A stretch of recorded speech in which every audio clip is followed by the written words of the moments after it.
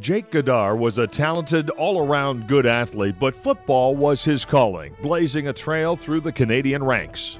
A member of the 1942 Grey Cup-winning Royal Canadian Air Force Hurricanes, Gaudaur, like many of his teammates and friends, was training to become a pilot. When they graduated, many of the friends went off to war, and I believe he was in the top 2 in his class, so he was kept behind to be a pilot, flight instructor. Many of his teammates didn't return, including his best friend Ed Poskevich. This would have a profound effect on Gaudaur. He remained deeply touched many years later. He and I would go to Remembrance Day ceremonies most years, and we would go down to the ceremonies at the Burlington waterfront, and without exception, he would leave with tears in his eyes. And I remember him saying, "I'm just remembering all the friends that were lost." Gaudaur would win another Grey Cup in 1953 for the Hamilton Tiger Cats.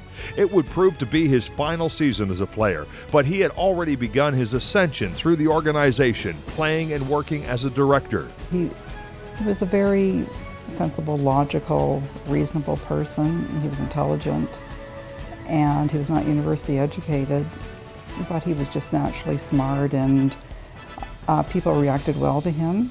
I think he probably knew how to manage people because he had an ability to get along with people, and he tended to command respect. By 1956, he was president and general manager of the team. Paired with former teammate Ralph Sazio, the two guided the Ticats in the 60s to its best decade. Gaudaur was the yin to Sazio's yang. He was a very low-key guy, where Sazio came along, hey, he used to yell and scream at you. But when it came to business, Gaudaur got things done. I'll tell you, he squeezed a dime, he'd give the Queen a headache.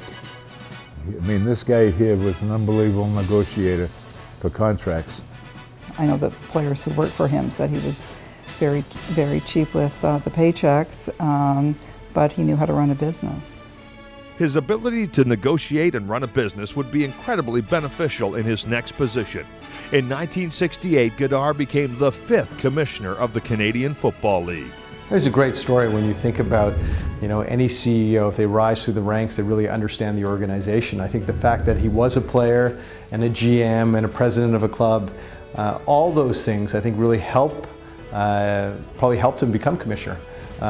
Because you have to think about different perspectives, whether it's thinking about rules and how it would impact the players, or discipline of a player, or new rules in terms of thinking about recruiting players, or how your roster composition, the mind of a GM needs to be there. And then being a president, it's all about the business. So the fact that he had so many different positions only helped him being commissioner. But that assertiveness and confidence he displayed running the CFL didn't always translate to his life at home.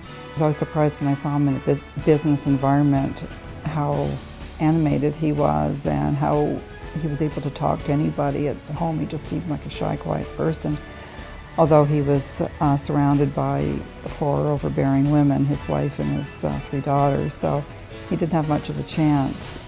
Gaudaur was the longest-serving CFL commissioner, devoting 16 years to the position, helping transform the game to what it is today.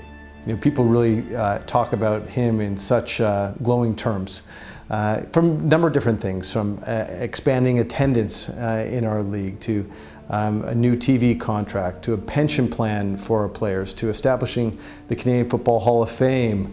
What else? To bringing the Grey Cup and expanding football in Quebec. He really had a profound impact on our league, and was really, forward-thinking at the time, and helped establish the modern CFL. Jake Gaudaur received many honors for his dedication and contribution to Canada and Canadian football. In 2010, 3 years after his passing, Gaudaur's legacy lives on.